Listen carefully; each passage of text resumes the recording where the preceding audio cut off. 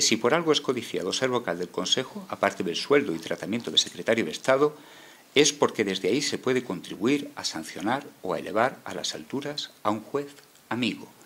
Esta cita ya es antigua, es del año 2010, pero he estado haciendo ahora un rastreo en prensa y hay algunas especialmente significativas del año 2013, coincidiendo con la renovación del Consejo, donde se viene a decir de una manera cruda y brutal que los miembros del Consejo son designados por los políticos. ¿Qué podemos pensar ante semejantes imputaciones? Pues yo me imagino que el Consejo General del Poder Judicial dirá simplemente que son falsas, o sea, que los ciudadanos tenemos que desarrollar nuestro espíritu crítico y que no podemos creernos todo lo que diga la prensa y a veces movida por centros de interés económico, político, que son enemigos del Consejo. Uno no puede asumir acríticamente todo lo que digan los medios de comunicación, aunque también es cierto que estos medios de comunicación suelen coincidir en este análisis desde todas las posiciones, desde todas las tendencias, tanto los medios más conservadores como los medios más progresistas. Yo me imagino que el Consejo dirá que esto es simplemente falso, que cuando hay que nombrar a un magistrado del Tribunal Supremo se tiene en cuenta únicamente su mérito y su capacidad, y que la ideología política, su posicionamiento en la proximidad a un grupo de poder u otro, no tiene ninguna influencia. Es que ni lo saben. Esa es la respuesta que yo me dirán, que dirán, o por lo menos la respuesta que yo deseo oír. Miren, porque en el caso de que efectivamente en nuestro país la provisión de los cargos discrecionales se hiciera con arreglo a estos criterios, estarían las bases del Estado de Derecho conmoviéndose, estaría carcomida toda la estructura de nuestro Estado democrático, porque el Tribunal Supremo es la Corte de Casación en el Reino de España, lo cual quiere decir que tiene la facultad de revocar las decisiones judiciales más importantes. Yo me quiero remitir al reglamento precisamente aprobado por el Consejo con fecha de 25 de febrero del año 2010, donde se regulan estos nombramientos, estas provisiones de cargos discrecionales. Y se dice con toda claridad, que los criterios son de mérito y de capacidad. Pero no solamente eso, sino que además son criterios objetivos y transparentes. Y objetivos quiere decir que la decisión que se tome puede evaluarse en su mismo resultado, independientemente de cuál sea el observador, tanto si es de derechas como si es de izquierdas, si está próximo a un partido o si está próximo a otro. Bien, establecidas estas premisas, ¿qué tenemos que decir sobre los nombramientos del Consejo en los informes que nosotros hemos analizado? Resaltemos que son informes que no realizan un examen exhaustivo de todos los nombramientos, entre otras cosas porque carecemos de medios para ellos. Los ha llevado a cabo una comisión que pertenece a la plataforma. En algún caso es verdad que hemos recibido ayuda de juristas externos. La plataforma es una asociación abierta y además no tiene medios suficientes. Yo, por supuesto, les remito a esos informes que están colgados en nuestra página web. El problema, cuando nosotros examinamos el portal de transparencia del Consejo y los datos que nos suministra, es que no podemos disipar esa duda de que efectivamente los nombramientos no se deban a cuestiones políticas. Y ojo, esto es importante.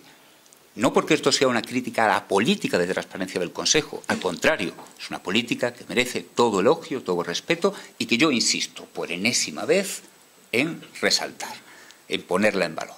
El problema es el sistema. El sistema es opaco en su estructura. Evidentemente esto es algo que la vocal de transparencia no puede remediar. Bastante hace ella suministrando la información. Pero es que lo que tienen que contar no es algo agradable de oír. Miren, como hemos dicho, de acuerdo con el reglamento, en teoría solamente habría que tener en cuenta el mérito y la capacidad. El reglamento desarrolla una serie de méritos específicos, una serie de méritos, unos son comunes, otros son específicos. Nosotros en la plataforma nos hemos permitido hacer una clasificación entre méritos fácilmente verificables y otros méritos que no lo son tanto. Méritos fácilmente verificables son aquellos que hacen referencia, por ejemplo, al número de años que se ha estado sirviendo en un determinado órgano, a los puestos que se han ocupado, etc. Otros, que son más difícilmente verificables, son aquellos que pueden referirse a la calidad de sus resoluciones jurídicas, a el programa que presenta para el órgano, evidentemente encierra un contenido de subjetividad que hace que su fiscalización sea mucho más difícil. ¿Y qué es lo que nosotros hemos descubierto? Pues que resulta determinante a la hora de la provisión del cargo precisamente esos méritos que son más difícilmente verificables o, por no decirlo de una manera cruda, aquellos méritos en los cuales puede haber un componente de arbitrariedad importante o al menos que por su elevado contenido de subjetividad son muy difíciles de controlar. Y se alimenta la desconfianza en el sistema.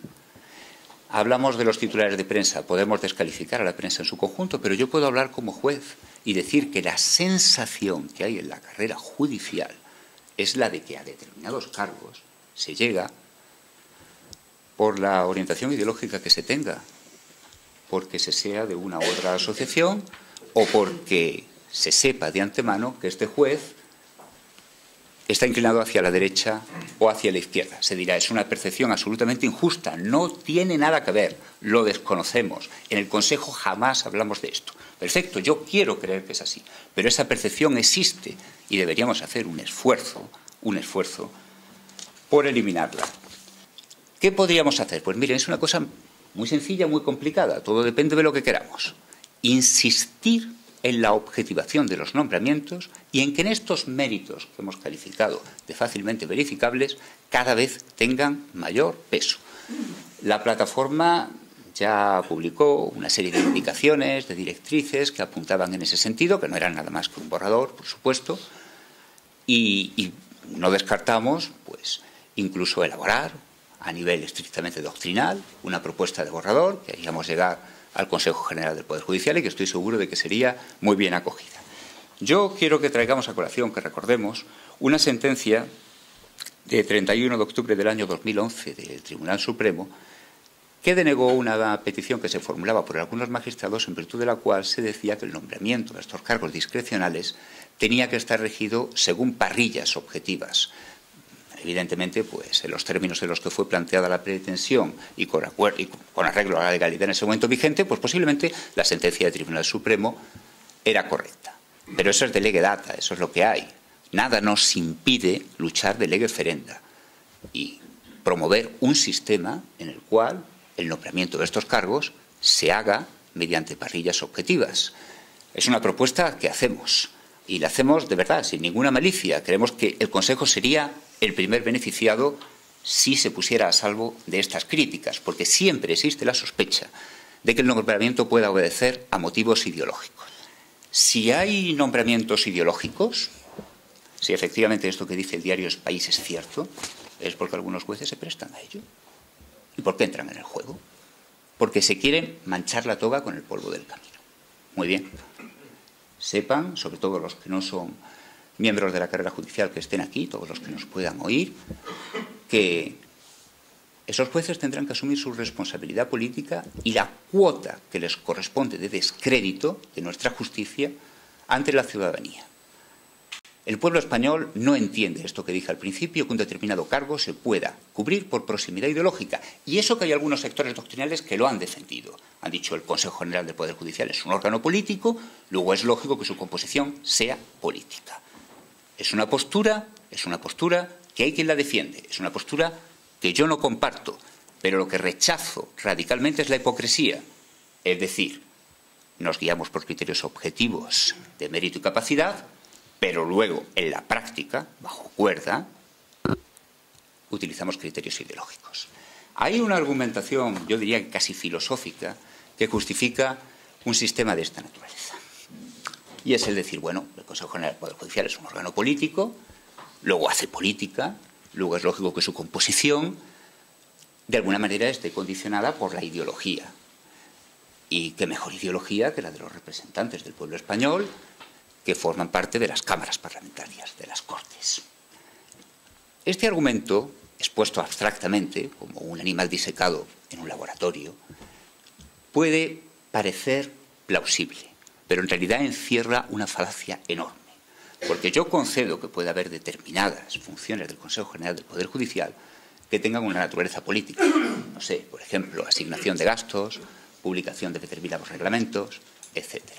Pero deben ustedes saber que el Consejo General del Poder Judicial elige a los miembros del Tribunal Supremo, que, insisto, es la Corte de Casación en el Reino de España, instruye los expedientes disciplinarios, está encargado de la inspección de los tribunales y decide cuestiones que afectan a la vida profesional de nuestros jueces. De tal manera que si a mí me van a inspeccionar y me deben sancionar, deberá hacerlo únicamente si yo efectivamente he incurrido en alguna sanción administrativa, si soy acreedor de un reproche legal. Y eso es algo que no tiene nada que ver con la derecha, con la izquierda, con la progresía o con el conservadurismo. Es una auténtica falacia defender la naturaleza política del Consejo y al mismo tiempo afirmar que debe tener competencias de naturaleza jurídica. Con esto ya termino. Insisto en la tremenda gravedad de las acusaciones que se vierten por determinados sectores, por la mayoría de los sectores de la opinión pública de nuestro país contra el Consejo. Hago votos porque sean falsas. Y le pido al Consejo que nos convenza de ello.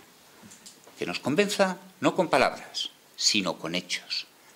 E insisto porque estamos deseando de que nos convenzan. Nuestra intención no es criticar, es colaborar. Insisto, estamos deseando de que nos convenzan. Muchas gracias.